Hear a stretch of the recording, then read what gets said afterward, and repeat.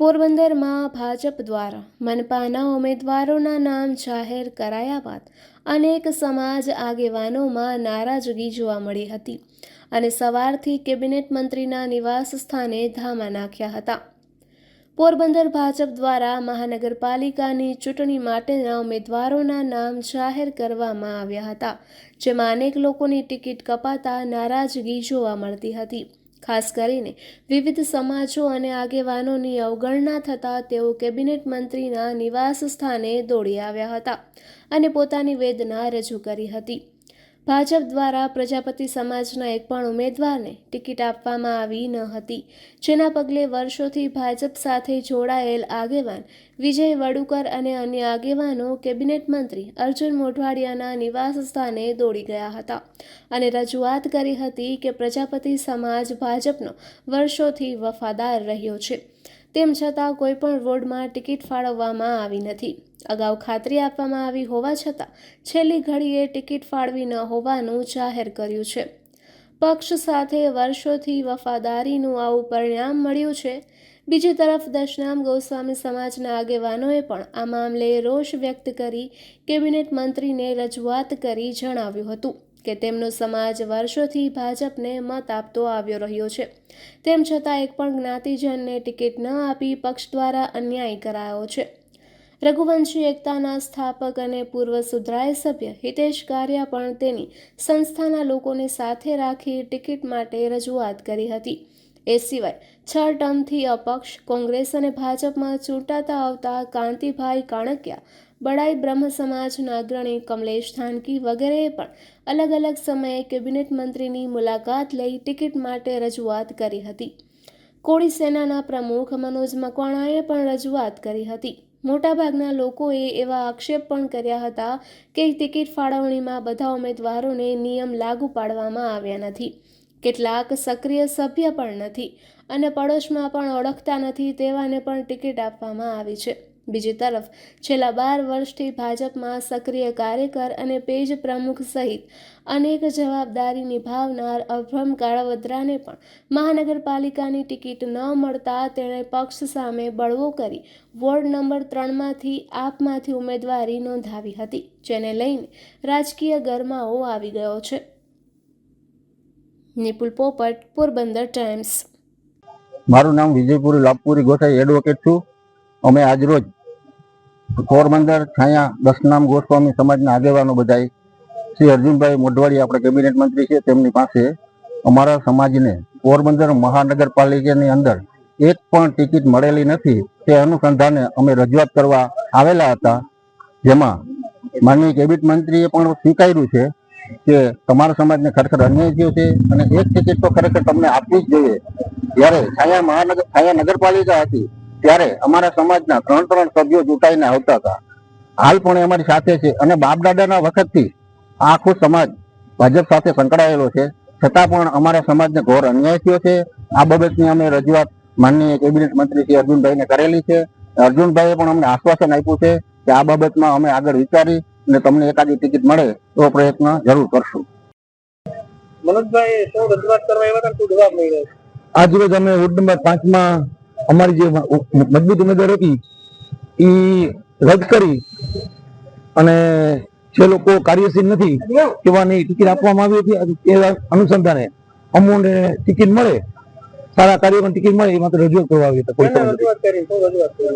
માનનીય કેબિનેટ મંત્રી અર્જુનભાઈ મોઢવાડિયાએ રજૂઆત કરી અને તેઓએ અમને આશ્વાસન આપ્યું કે કલાકમાં કંઈક પણ અમે રજૂઆત કરી તમને યોગ્ય જવાબ આપશું. મનોજભાઈ, ટિકિટ ફાળવણી થઈ છે, એમાં કોઈ ખોટી રીતે જે લાગતા વળગતા ફાળવા એવું માનો છો તમે, જે ખરેખર નિષ્ઠાવાન કાર્ય? ચોક્કસ માનીએ છીએ અમે એવું. એટલે જે નિયમ અમલમાં હતા એ બધા માટે લાગુ પડ્યા છે, જે ભાજપ હતો ટિકિટ માટે એમાંથી અમુક બાંધછોડ કરી નિયમમાં બધી રીતે બાંધછોડ કરવામાં અંતરથી માનીએ છીએ. હવે આગામી સમયમાં જો કદાચ તમને ટિકિટ નહીં મળે તો આગળ શું રણનીતિ રહેશે તમારી? સમાજને સાથે આવશું, અમે જે કઈ સમાજ નિર્ણય લેશે એ કરશું અમે.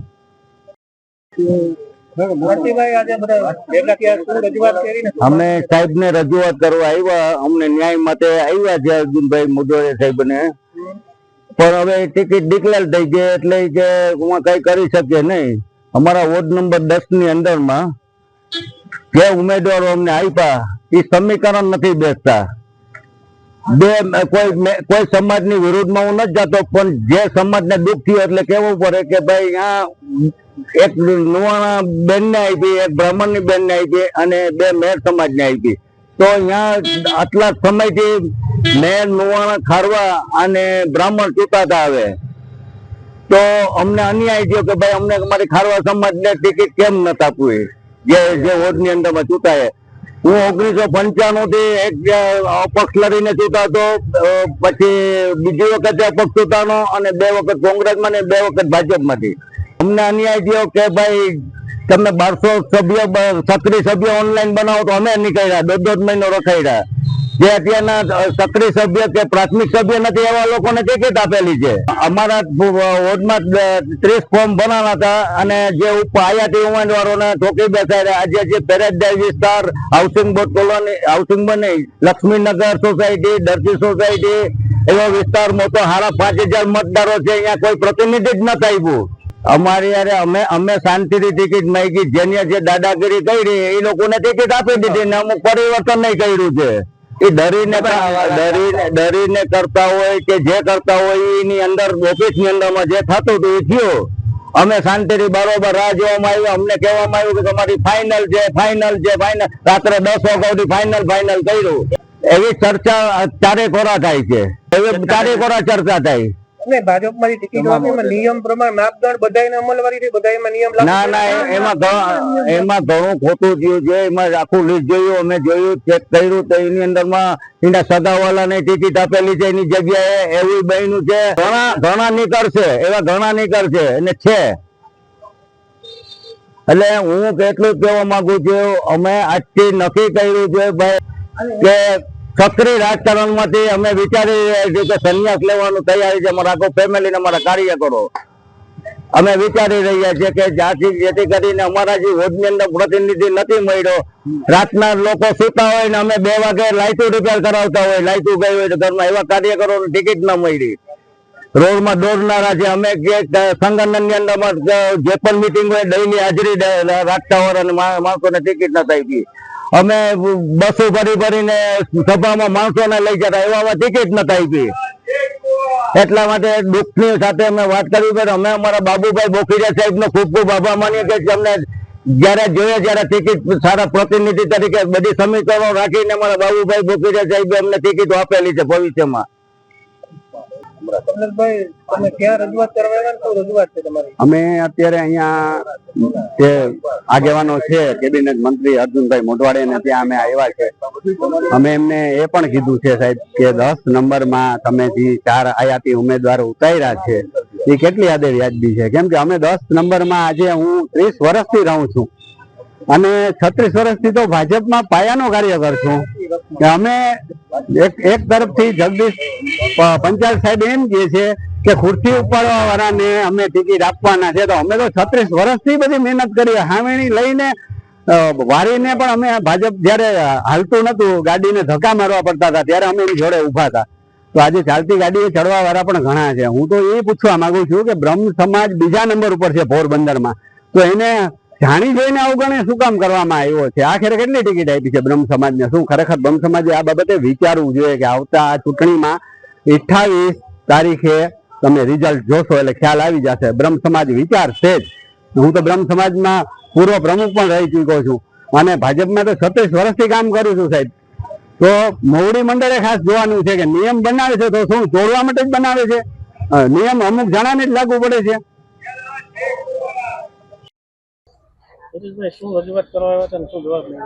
જય શ્રી રામ, વંદે માતરમ. આજરોજ અમારી લાગણી પ્રદર્શિત કરવા આવ્યા હતા કે અમે રઘુવંશી એકતા લોહાણા સમાજનું હમણાં જ્ઞાતિ મહાપ્રસાદ કરીને લોહાણા સમાજના સેવાકીય કાર્યો ટિફિન સેવાના અમારા ગ્રુપ દ્વારા થાય છે. તો 2 વર્ષથી મારે પહેલાં મારા મમ્મીને પછી મારા વાઈફને 2 વખત ટિકિટ આપી. 3 વખતનો નિયમ છે પણ 2 વખતની ટિકિટ હતી એટલે 3જા ક્રાઇટેરિયામાં અમે આવી શકીએ. અમે સેવાના કાર્ય કરીએ છીએ પણ આ વખતે અમને કોઈ કારણસર ટિકિટ નથી મળી. તો એ લાગણી પ્રદર્શિત કરવા આવ્યા હતા માનનીય મંત્રીશ્રી સાહેબ કે ભાઈ અમને શા માટે અન્યાય છે એવું લાગે છે. એટલે આ બધા અમારો ગ્રુપ છે, હજી ઓછા લોકો આવે છે. આખો સમાજ અમારા પાસે 200-400 લોકો આવવાના હતા. અમે કીધી સાહેબને રજૂઆત કરવાની છે મર્યાદિત સંખ્યામાં અને પાર્ટી લાઈન મુજબ અમે રજૂઆત કરાવ્યો છે કે ભાઈ આ બાબતે થઈ શકે તો યોગ્ય કરવા નમ્ર વિનંતી કરવા આવ્યા હતા. સાહેબે શું કીધું? સાહેબે પોઝિટિવ રિસ્પોન્સ આપ્યો છે કે જેટલું થઈ શકશે એટલું કરવા માટેની અમને ખાતરી આપી છે. ટિકિટની ફાળવણીમાં જે છે અમુક માપદંડ નેવે મૂકવાના અને અમુક જગ્યાએ અમલવારી છે એવું માનો છો તમે ખરેખર? હા, એવું લાગે જ છે. જે 3 ટર્મથી ચૂંટાતા એવા લોકોને આપી છે અને ખરેખર જે લાયકાત ધરાવતા એવા નથી એવું કંઈ છે ખરેખર શું જમા? ના, એટલે અમારી એ જ રજૂઆત છે કે અમે કોઈ 3 ટર્મમાં આવતા નથી. અમારા સેવા કે આ બધા આવે છે એ નિસ્વાર્થ ભાવે અમારા ભેગા છે. કોઈ અમે પેડ માણસો લઈ આવ્યા નથી. અમે નિસ્વાર્થ સેવા કરીએ છીએ એટલે જ આ બધા ભેગા થઈને અમે રજૂઆત કરવા આવ્યા છે. અમે લાગણી પ્રદેશ અમને શા માટે આ સેવા કરવાથી અટકાવવામાં આવે છે. આજે જે રજૂઆત કરવા આવ્યા શું રજૂઆત કરી ને શું જવાબ મળ્યો તમને? પોરબંદર મહાનગરપાલિકા પ્રથમ બનવા જઈ રહી હોય ત્યારે પોરબંદર મહાનગરપાલિકાની અંદર પ્રજાપતિ સમાજની વસ્તીના આધારે વોટિંગના આધારે જોવા જઈએ તો લગભગ 10 થી 12,000 જેટલા મત પોરબંદર મહાનગરપાલિકાની અંદર રહેલા હોય. આના માટે અમે જ્યારે જાહેરાત કરવામાં આવી ચૂંટણીની, જ્યારે ચૂંટણી પંચ તરફથી જાહેરનામું પ્રસિદ્ધ કરવામાં આવ્યું ત્યારથી લઈને અત્યાર સુધીમાં અનેક વખત પોરબંદર જિલ્લા ભાજપ પ્રમુખશ્રી, પોરબંદર જિલ્લા ભાજપના મહામંત્રીશ્રીઓ અને જે તે વ્યક્તિઓ કે જેમને રજૂઆત કરવાથી પ્રદેશ ભાજપની અંદર પ્રજાપતિ સમાજને ફરક પડતો હોય, પ્રજાપતિ સમાજનો પક્ષ લેવામાં આવતો હોય, એ રીતે અમારા તરફથી રજૂઆત કરવામાં આવી કે અમારા સમાજને, અમારા 4 સમાજ પોરબંદરની અંદર નવક મરોડા, જ્યુબેલી, છાયા અને કડિયાપ્લોટ, આ 4 સમાજના પ્રમુખશ્રી અને ઉપપ્રમુખ આ બધાએ રજૂઆત કરી કે ભાઈ અમારા સમાજમાંથી અમને એકમાત્ર ટિકિટ આપો તો પણ અમને વાંધો નથી.